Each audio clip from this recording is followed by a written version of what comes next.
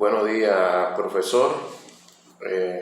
Me corresponde pues en esta materia de cultura hebrea, maestría en cultura hebrea, cronología bíblica y sus dificultades. Este trabajo final con el moré Jonathan Herrera me corresponde pues entonces la cronología bíblica desde el capítulo 20 de Números, donde se nos relata una historia muy importante y es la muerte de María, hermana de Aarón, hermana de Moisés. Si bien es cierto, la Biblia relata en el versículo 1 que llegaron los hijos de Israel, toda la congregación al desierto de Sin en el mes primero, y acampó el pueblo en Cades, y allí murió María, y allí fue sepultada. Y porque no había agua, la congregación se juntaron contra Moisés y Aarón. Este es un acontecimiento muy importante dentro de la cronología bíblica, toda vez que cuando María muere, surge otra reclamación contra Moisés por la falta de agua.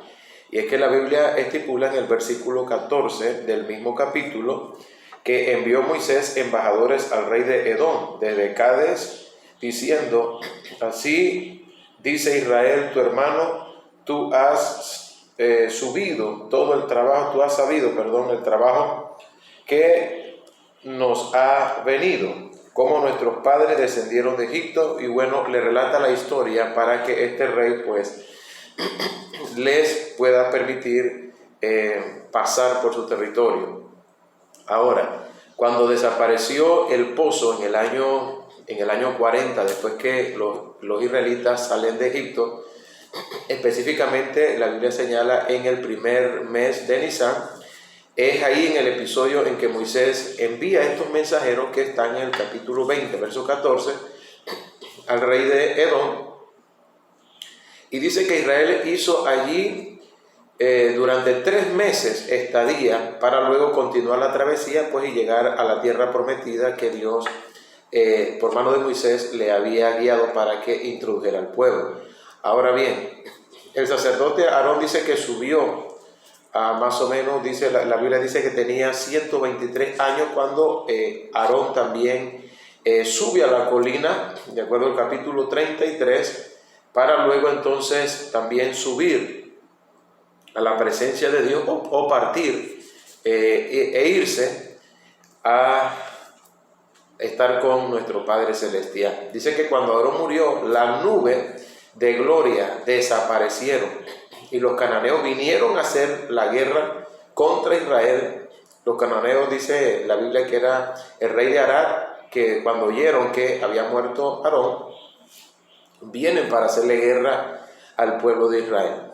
Ellos pretenden de esta forma pues pensar de que ya Dios no está con el pueblo, o que no ha sucedido o no va a acontecer lo que ha estado sucediendo desde la salida de Egipto. Mas, sin embargo, cuando vamos al capítulo 33 del libro del Número, específicamente en el versículo 40, dice que el cananeo y el rey cananeo, rey de Arad, que habitaba en el Negev, en la tierra de Canaán, oyó que había venido los hijos de Israel y salieron del monte de Or y acamparon en Salmona. Y de esa forma pues empieza esta intimidación para luego hacer que el pueblo de Israel pues retroceda y no conquiste. Mas, sin embargo, como dice la historia, oyó que Aarón había muerto, y el explorador más grande viajó entre ellos, y la nube de gloria desapareció porque había peleado por ellos, y vino a pelear con ellos, y se retiraron 7 estaciones y acamparon en Moserash, porque dice que los israelitas viajaron desde Beorot Benei Yacán hacia Moserat. Eso está en el libro de Deuteronomio capítulo 10 versículo 6. Entonces este rey cananeo viene porque piensa que la nube de gloria pues ya ha desaparecido, ya no está con ellos. Sin embargo, cuando continuamos viendo que muere Aarón, He aquí dice que murió en la colina del monte de la montaña. Más bien, partiendo del lugar donde murió Aarón, retrocedieron 7 estaciones hasta que acamparon en Moseras, y desde allí viajaron hacia Agitad. Eso está en número 17. Y desde allí hacia Beret. Entonces vamos viendo una travesía que están realizando los hijos de Israel en compañía del líder Moisés. Hay oposición para que los israelitas conquisten o lleguen a la tierra prometida por parte de estos reyes cananeos que empiezan a oponerse, a levantarse en contra de ellos. Sin embargo, cuando vamos a Números capítulo 21, versículo 16, la Biblia nos relata que de allí vinieron a ver, este es el pozo del cual Jehová dijo a Moisés, reúne al pueblo y les daré agua.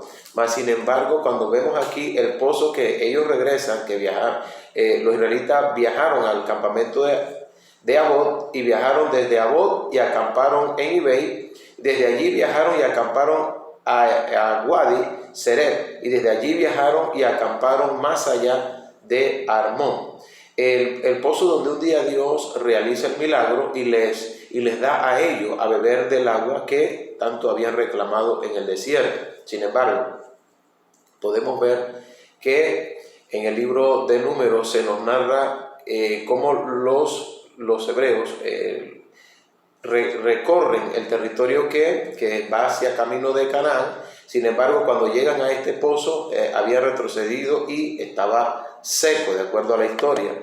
Y allí pelearon, dice, con Sehón, e Israel los hirió con la espada, y se volvieron y se levantaron en el camino de Basán. Y el Señor dijo a Moisés, no les temas, y lo golpearon a él y a sus hijos. Los israelitas viajaron y acamparon en Arbot, Moab.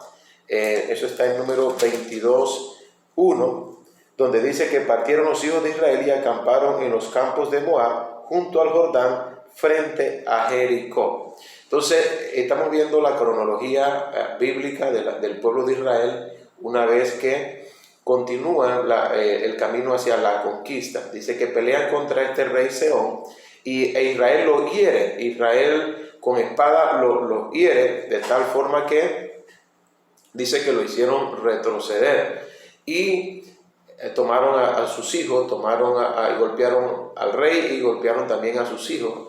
Y luego dice el capítulo 26 del libro del Número, específicamente el versículo 19, los hijos de Judá, Er y Onán murieron en la tierra de Canaán. Por esto se repartía la tierra de acuerdo a lo que estaba establecido, y cuando se quedaron en Arbot Moab, dice que los niños se retiraron con sus padres y sus padres se retractaron y dieron heredad a sus hijos. Entonces, en esta travesía, en esta cronología bíblica, Israel empieza a tomar posesión de la tierra que Dios le había prometido. Y luego dice que Será Bat Aser estaba entre los que vinieron a Egipto y los que los dejaron. Ella era de los que vinieron a Egipto, como está escrito, y Será su hermana, Génesis 46:17, y era de los que vinieron a la tierra de Israel, como dice allí. Estaba la hija de Aser, Sera, número 26:46, nos relata esta historia donde dice, y el nombre de la hija de Aser fue Sera.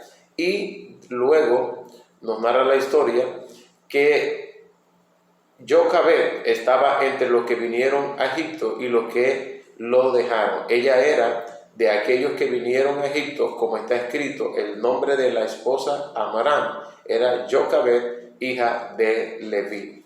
Entonces, en esta cronología bíblica se sigue dando todo el cumplimiento que Dios le dice al pueblo que le va a conceder la tierra prometida, pero todo tiene que ir acorde al propósito de Dios, toda vez que mientras ellos están ejerciendo la conquista de los pueblos cananeos, no le es fácil, pues hay oposición, se levantan reyes contra ellos para impedir que ellos conquisten. Sin embargo, vamos viendo que a partir de la historia y la cronología en el libro de Números, se van dando acontecimientos y se va dando la conquista progresivamente. El propósito, como nos narra la Torah, es que no les entregó la tierra de inmediato para que no se levantaran las fieras contra ellos y hubiese poca gente, ya que al haber mucha gente, todavía eso haría que los animales salvajes y todo esto no se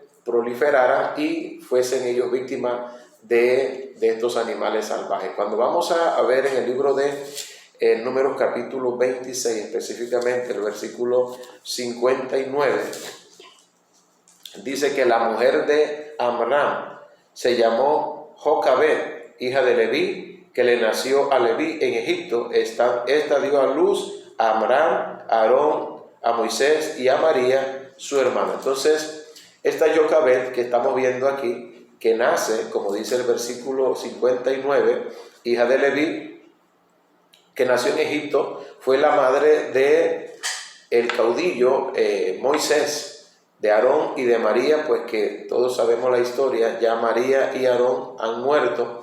En esta travesía está pendiente todavía Moisés, que más adelante ocurre. Es la misma mujer que se convierte en la madre de este protagonista del retorno del pueblo de Israel hacia la tierra prometida. Si bien es cierto, vamos a ver que, como dice aquí, nacieron en vida en nuestros antepasados Jacob y murieron después de la muerte de Moisés. Y luego nuestro maestro, que es Nobash, está entre los nacidos de Egipto y murió después de la muerte de Moisés. Nuestro maestro, y fue sepultado al otro lado del Jordán, pero no quedó ninguno entre ellos, de acuerdo al versículo 65, donde nos dice: porque Jehová había dicho de ellos, morirán en el desierto, y no quedó varón de ellos, sino Caleb, hijo de Jefone, y Josué, hijo de Nun. Fueron los únicos que quedaron de esa primera generación que sale de Egipto para entrar a la tierra prometida. Todo el propósito de esta travesía, todos los acontecimientos que se dan, la incredulidad, las rebeliones por parte del pueblo, de murmurar contra Dios, contra Moisés, por la falta de comida, la falta de agua, todo esto hizo que no pudiesen entrar a la tierra prometida, ya que, como nos narran muchos rabinos, la condición espiritual del pueblo era muy baja, muy baja, por lo que no pudieron quitarse a Egipto de encima.